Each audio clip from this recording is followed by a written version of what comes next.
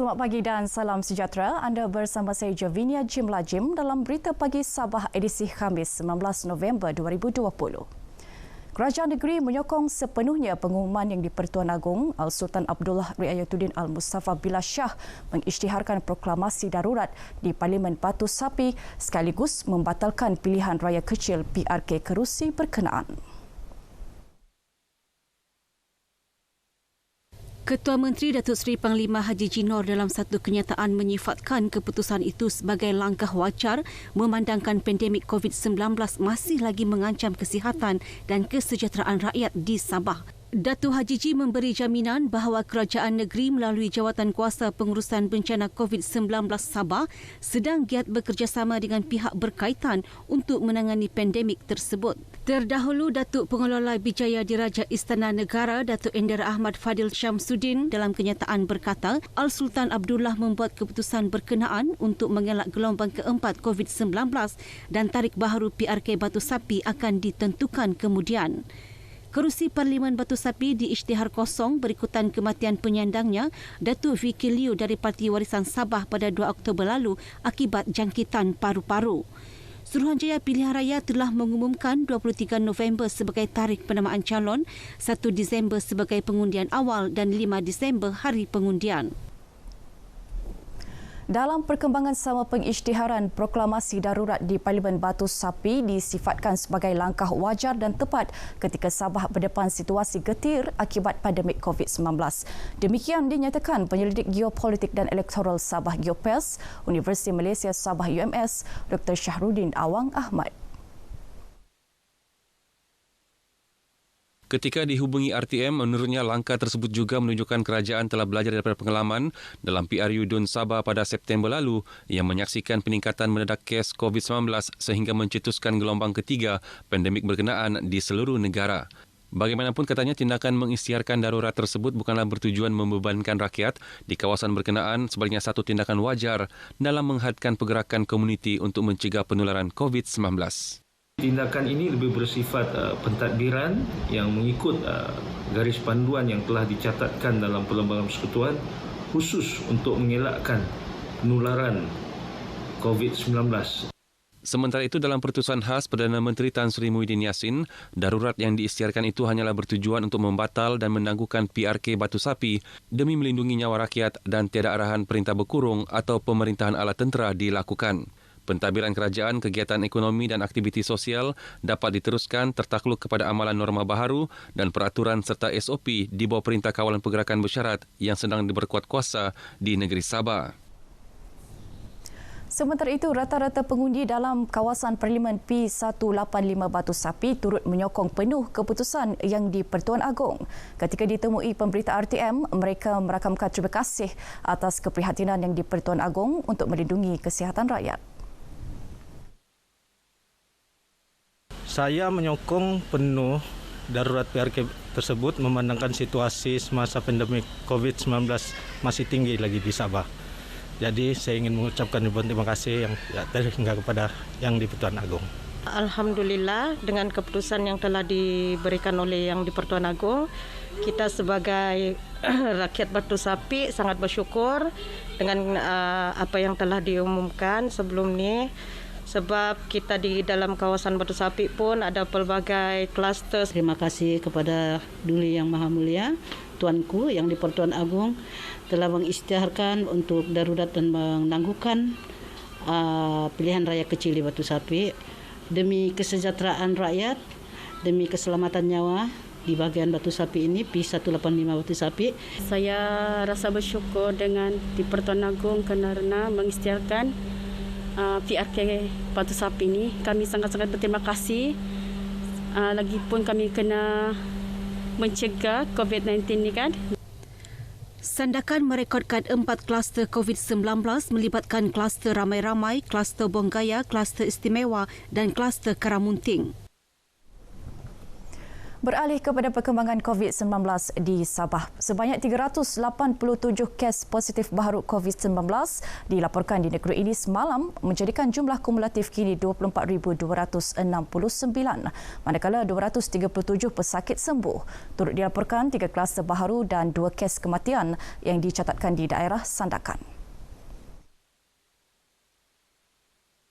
Menurut Menteri Kerajaan Tempatan dan Perumahan Datuk Seri Panglima Masidi Manjun, dalam sidang media di Kota Kinabalu, seramai 2,000 pesakit sedang menerima rawatan iaitu 634 orang di hospital dan 1,366 orang di Pusat Kuarantin dan Rawatan Berisiko Rendah PKRC.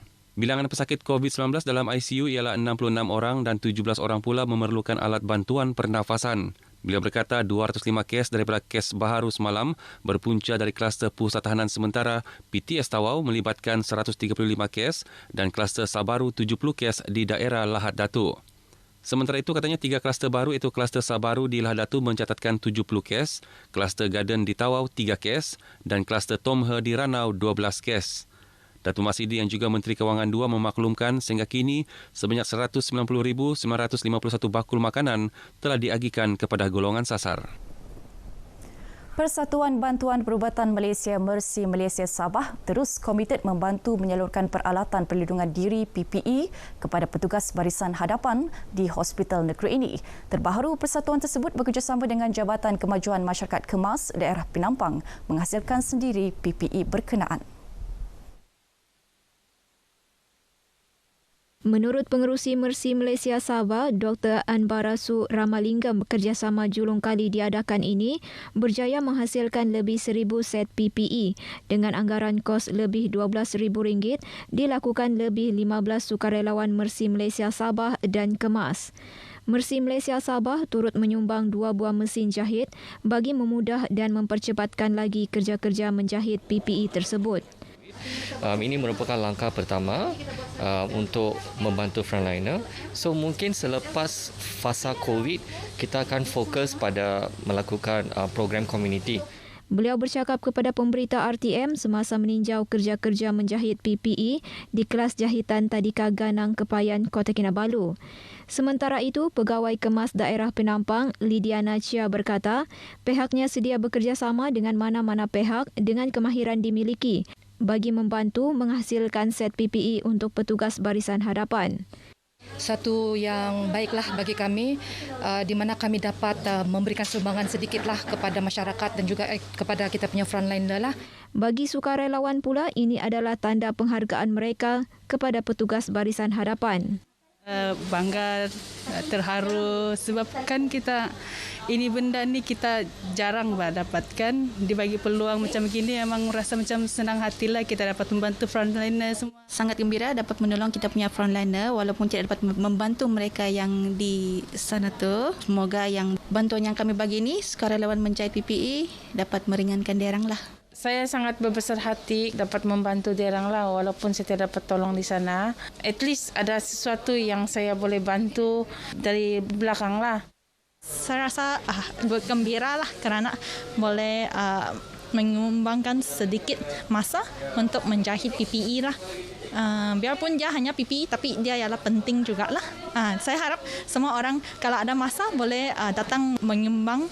Sebelum ini, Mercy Malaysia Sabah telah bekerjasama dengan Penjara Wanita Kepayan untuk menghasilkan set PPE sama untuk kegunaan petugas barisan hadapan. Jabatan Pendidikan Negeri Sabah JPNS tampil menambah koleksi buku bacaan dan alat tulis untuk keperluan kanak-kanak di Pusat Kuarantin dan Rawatan Berisiko Rendah COVID-19 PKRC negeri ini. Pengarahnya Datuk Dr. Misrin Radin berkata langkah itu memastikan kanak-kanak yang menjalani rawatan di pusat berkenaan mengisi masa terluang dengan bahan bacaan dan aktiviti melukis serta mewarna. Katanya koleksi bahan bacaan dan alat tulis ini inisiatif 400 pegawai dan anggota JPNS. Datuk Dr. Misrin berucap dalam majlis penyerahan sumbangan berupa alat tulis dan buku bacaan bagi program Kembalikan Senyuman Anak-anak Pasti Sembuh di Hospital Mesra Bukit Padang. Sementara itu, pengarah hospital berkenaan Dr. Ahmad Kabil Khalib yang juga pakar perunding psikiatri menyambut baik program ini selain menzahirkan penghargaan atas inisiatif JPNS menjayakan bersama program tersebut. Buku bacaan dan alat tulis berkenaan akan diagi-agikan ke PKRC bagi kanak-kanak di seluruh negeri. Program menyantuni pelbagai lapisan masyarakat tanpa mengira agama dan bangsa, Yayasan Dakwah Islamia Malaysia Yadim Sabah menerusi program Yadim Peduli terus diperluas berhampiran sempadan Malaysia Indonesia berdekatan Kampung Salong, daerah kecil Pegalungan, Nabawan. Menurut pengarahnya, Haji Samin Ongki, Yadim Sabah sebagai agensi di bawah Jabatan Perdana Menteri, Hal Ehwal Agama akan terus gigi turun padang menyantuni mereka yang memerlukan sokongan motivasi dan bantuan dalam memerangi pandemik COVID-19.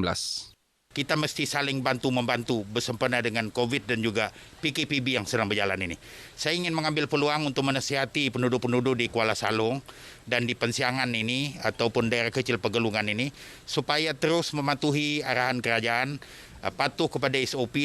Beliau ditemui RTM selepas menyampaikan bakul makanan program Yadim Peduli kepada petugas barisan hadapan, pengusaha bot dan penduduk setempat di Nabawan.